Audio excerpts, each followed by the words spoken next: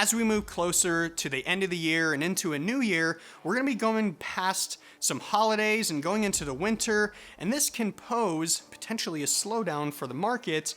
Let's look at what the numbers are showing us for the market as of today and how it may reflect into the remainder of the year.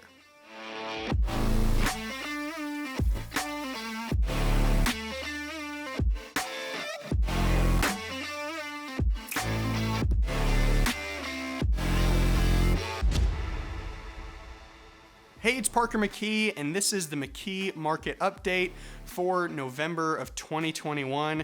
Let's get into some of the figures. We're going to be looking at the most recent stats. We'll be going a month prior, and then we'll even be looking at 1 year prior to see what the differences are and what all these numbers may mean going into the rest of the year.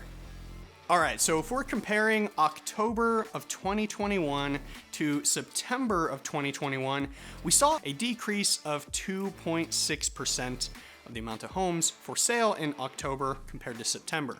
We also saw a decrease in the amount of homes sold in October compared to September, a decrease of 3.6%. And we saw an increase in the amount of homes pending in October compared to September of 1.8%. The average sold price decreased by 1% from $591,000 to $585,000 from September to October of 2021. Now, if we look back a whole year at October of 2020 and how it compares to October of 2021, we saw virtually no change in the amount of homes for sale in October of 2021. We saw an increase of 0.9%. But here's where the numbers get really interesting. We saw a reduction in the amount of homes sold in 2021, 16.9% less homes that sold October 2021 to October 2020.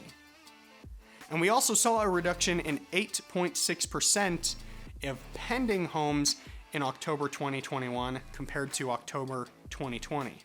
But we saw an increase in the average sold price between October of 2021 and October 2020, that increase being 13.4%, from $516,000 in October 2020 to $585,000 in October 2021. As well, in October 21, we saw the average days on market of 17 days, and we saw the average sale price to original list price of 101%.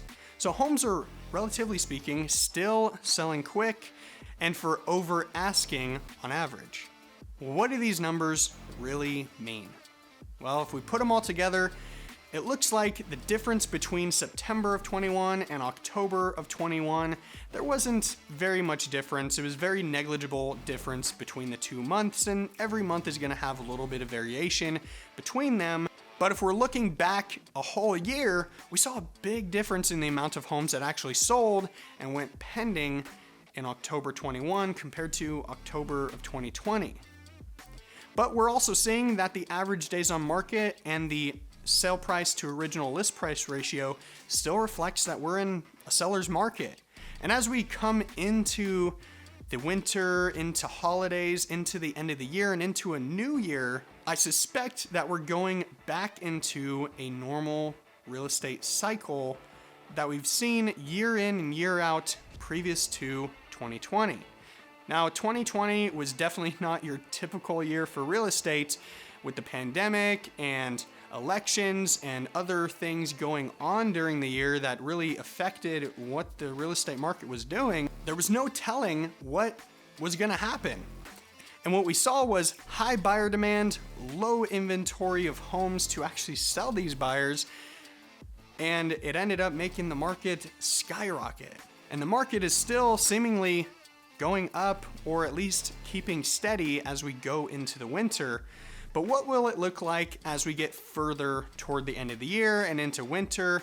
Well, the typical yearly real estate cycle is as you come out of summer and you get toward the end of the year, We have these holidays and we have these times where people are more reluctant to put their homes on the market. So we usually see less inventory because, they're spending time with family, friends, they may be going out of town or having events, right? And because of that reason, we usually see less inventory. And we still see buyers and sellers out there in the market, so that's not gonna change. But what could change is with less homes on the market, this could be a great time for home sellers to put their homes on the market as they're gonna have less competition. And even in some cases for buyers, there may be less buyers out there during that time, and it could pose a good opportunity for either side. If you're looking to buy or sell this winter, reach out to me today. I'd love to talk to you more about that. And if you'd like to know what these statistics are for your specific area or neighborhood, let me know and I can get these right over to you.